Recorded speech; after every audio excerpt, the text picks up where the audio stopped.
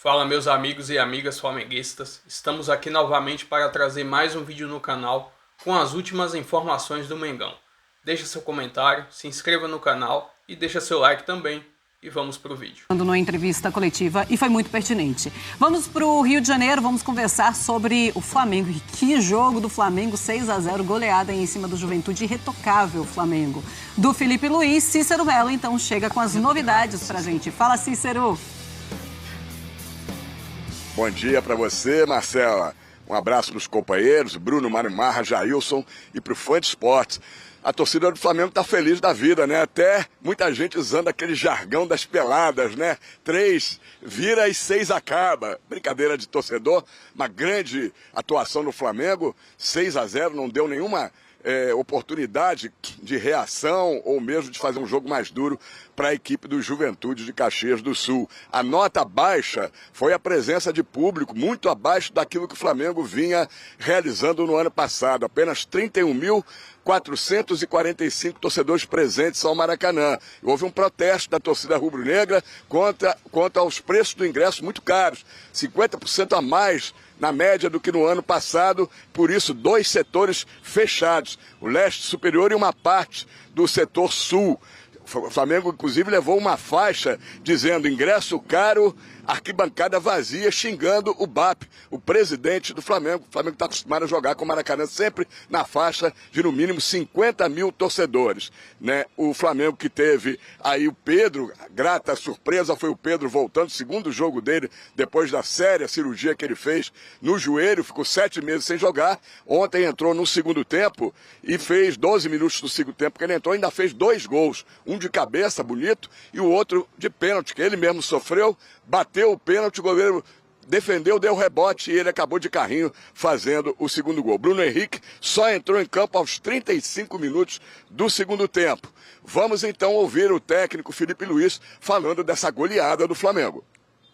Bom, eu estou muito feliz pela vitória, pelo resultado, pela eficácia, né, que fala, né, que vocês cobram tanto. Mas eu não me iludo com o resultado, eu não me iludo com nada disso. Eu sempre, quando eu analiso, eu tento colocar o resultado de lado, né? Independente da vitória ou da derrota. E hoje, os gols que a gente fez cedo nos deram esse poder, essa confiança. Eu pego os jogadores que estão saudáveis, mas o que eu sim sei é que o Pedro na lesão anterior voltou em 6 meses e não em 9. E nessa aqui ele voltou em 7. 6,5 e 7, uma coisa assim. Claro que falta ritmo, falta algumas coisas nele que ele vai pegar conforme ele vai treinando e com a minutagem em campo, né? Então, não sei ainda se eu posso. Acho que não posso colocar ele titular. Pedro não pode jogar titular ainda. Acho que tem que ter uma progressão. Tá então, técnico Felipe Luiz elogiando o Pedro, aos pouquinhos vai voltando. O Danilo, zagueiro que ontem também jogou, depois aí de 2 lesões musculares, fez o primeiro gol com a camisa rubro-negra. Flamengo líder isolado aí do Campeonato Brasileiro, com 10 pontos ganhos, 4 jogos, 3 vitórias, 1 empate, 83% de aproveitamento. Próximo jogo, clássico no Maracanã, contra o Vasco, sábado, 18 horas e 30 minutos, o mando de campo é do Vasco. Em seguida, para terminarmos, o Flamengo viaja para Quito, no Equador. Terceira rodada da Libertadores da América no Grupo C, terça-feira às 7 da noite, contra a LDU, na altitude de 2.850 metros de Quito. O Flamengo está em terceiro lugar no seu grupo. 3 pontos ganhos, precisa pontuar, principalmente se der vencer lá em Quito para respirar neste grupo da Libertadores da América. Voltamos aos estúdios. Com números, obrigado, viu, Cícero, do Arrascaeta nos últimos 2 jogos. Olha aí, Jailson, quer atualizar o nosso... Recado pra você. Pra mim? Pô. O que é pra mim? Porque não botou o cara no top 5? Não, mas Você não pra mim colocou? não, pra nós. Pra você. Pra mim? Ainda bem que eu não tenho nada a ver com isso. Eu só aperto o botão. Tô brincando. Não, eu tenho nada a ver com isso. Aí, ó, Graças isso. Dessa vez eu não tenho culpa. Não, os indicadores, ó, só o 5º em minutagem, mas é o primeiro em finalizações, no alvo, chances criadas, cruzamentos. Não, o Arrascaeta no nosso ranking Tava da no top passada, estava sim Isso no top aí. 5. Mas assim, se formos fazer agora, é top 1. Isso aí. Camisa 10? Topum. É por aí, né? É o Pará. Acabou a conversa. Pode Acabou? ser, então, amanhã o vencedor da semana, o Arrascaeta. É verdade. Olha aí, hein? Você, É um candidato. Você vai votar por mim, então. Eu não estarei aqui, mas o meu voto já está declarado. Então. Quem estiver aqui vota por nós. Pode ser ele, pode ser o Flamengo, não pode, Jailson? Pode ser, pode ser. Coloca o Flamengo, coloca o Felipe Luiz, coloca o Arrascaeta, coloca o Pedro voltando com 2 Também, gols. Pedro é Ou bom, seja, hein? quando eu falei que o Flamengo é irretocável. É aquela noite que o torcedor vai se lembrar, pena que não tinha muitos torcedores Sabe lá. que assim, uma coisa muito... que a gente falou... Gente, já parou para pensar que o trabalho do Felipe Luiz como técnico profissional de futebol e trabalhando no nível profissional, não na base... 8 meses? Tá só começando. 8? Aí ele perde semana passada um jogo de Libertadores em casa. Claro que não tem que perder. Menos até Claro que que não foi do jeito, né, assim. Mas tudo ainda é muito no início. É a primeira derrota. E na Segunda última derrota, entrevista, segunda hein, derrota. Marra, na última entrevista ele precisou falar, pessoal, eu vou errar. Vai ter dia que eu vou errar. Eu não sou o novo Guardiola, lembra? que Ele falou que o Flamengo vai errar, que os jogadores vão errar e que eu vou errar, porque ele não E tem ele, como também ter 40 jogos. e ele também assumiu que ele errou. Assumiu. Em relação a... Então, ontem, inclusive, eu lembrei disso. Que a gente estava conversando aqui sobre questão de poupar ou não, de minutagem. Sim. Ontem ele tirou o Pulgar no intervalo. Por quê? Porque ele tinha feito os 3-0 Isso. no primeiro tempo. Que é justamente o que a gente conversou aqui, de entrar com o time principal e se você precisar controlar, né, fazer aquele controle de carga, você faz já com o placar a seu favor.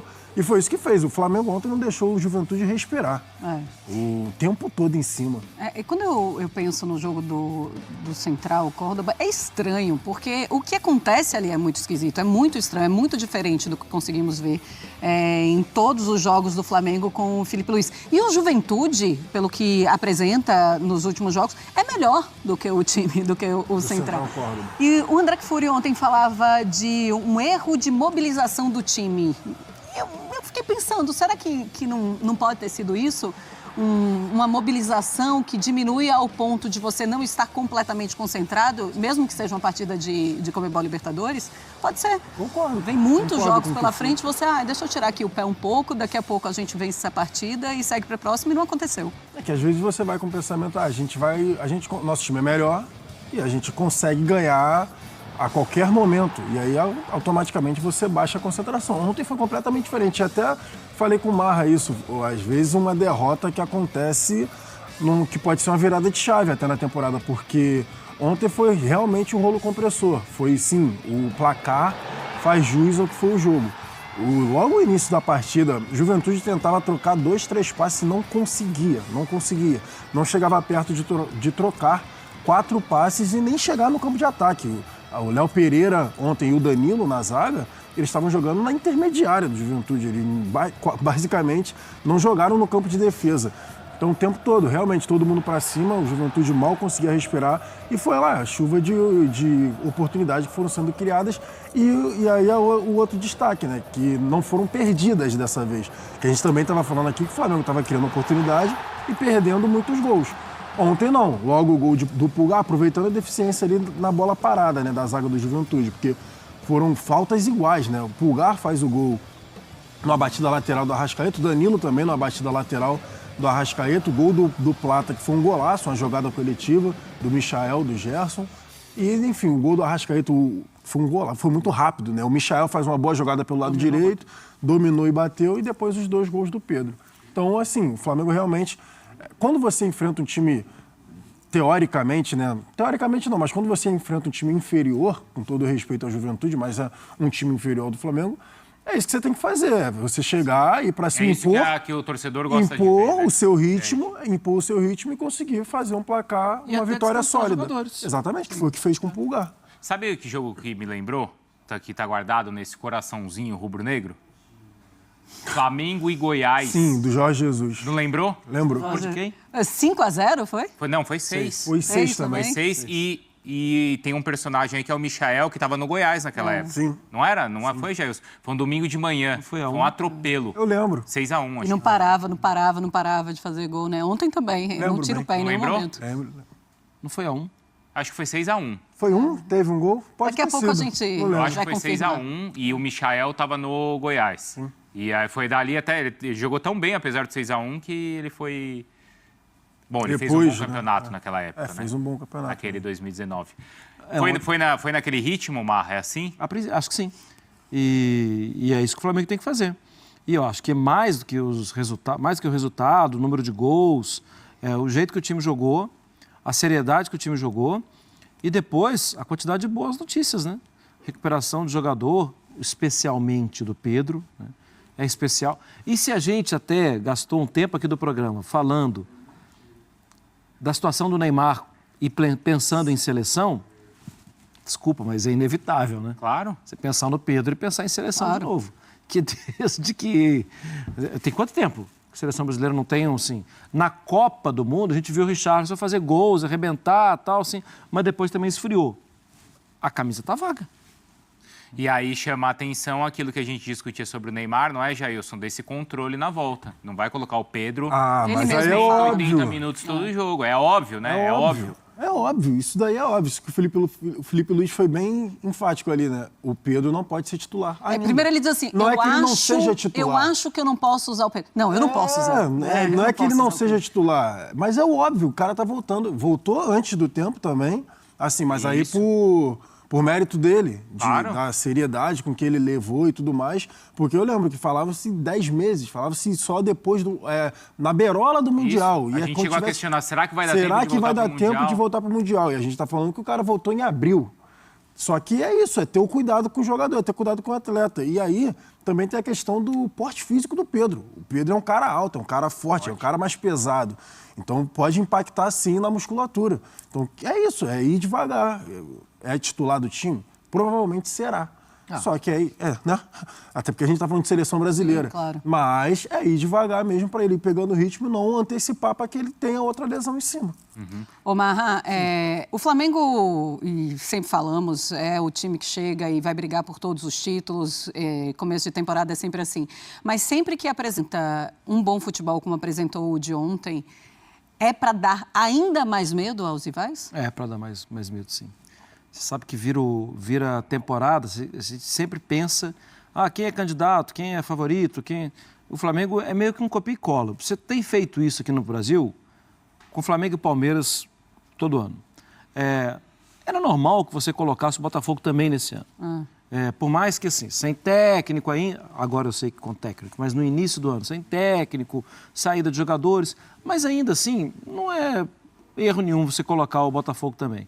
Só que a imagem de um Flamengo terminando a temporada como terminou e iniciando a temporada como inicia e ainda com poder econômico para contratar jogadores, isso esbofeteia a nossa cara. Sim. Porque é muito claro que o Flamengo... isso é futebol, na hora lá do vamos ver, são 11 contra 11, tem jogador que vai mal, tem jogador que se desconcentra e tal. Em condições normais, o Flamengo é favorito a tudo.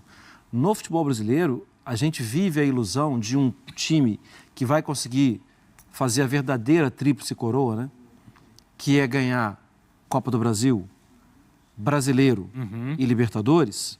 É claro que eu não estou... Assim, é que fora do Brasil, quando se fala de tríplice, fora do Brasil não tem estadual. Fala da Copa, do Campeonato e da Copa Continental. Da Liga. Da Liga dos Campeões e tal. O Flamengo é candidato a isso. É muito difícil? É óbvio que é, gente. Ninguém fez. Mas eu não acho impossível.